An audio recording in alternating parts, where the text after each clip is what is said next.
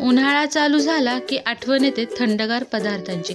असाच एक थंडगार पदार्थ म्हणजेच ताक. चला तर मग रेसिपीला सुरुवात करूया.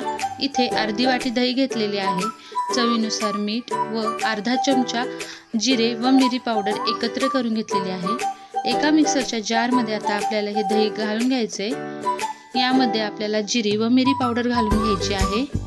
याची रेसिपी मी आधीच तुमच्याबरोबर शेअर केलेली आहे. चवीनुसार मीठ घालायचे. जर तुमच्याकडे जिरा पावडर नसेल तर तुम्ही इथे अख्खी जिरीही वापरू शकता. इथे 1 ते 1.5 ग्लास पाणी घालून घ्यायचं आहे. आता आपण एकदा मिक्सरला फिरून घेऊया. किती मस्त असा वरती झाग आलेला आहे. तुम्ही पाहू शकता आपलं ताक तयार आहे.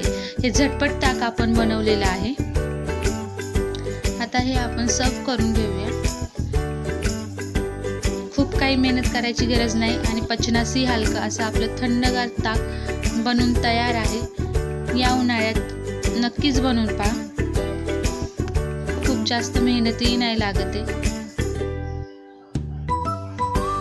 याला आता मी जिरे व मिरी पावडरने गार्निश करून घेत आहे. मिरं पावडर नाही वापरलं तरी चालेल, फक्त जिरा पावडर तुम्ही वापरू शकता. याने टेस्ट छान येते. व मी इथे साधं मीठ वापरलेलं आहे. तुम्ही इथे काळं मीठही वापरू शकता किंवा दोन्ही मीठ एकत्र करूनही वापरू शकता. तयार आहे आपलं थंडगार असं ताक. आवडल्यास लाईक, शेअर आणि सबस्क्राईब करायला विसरू नका.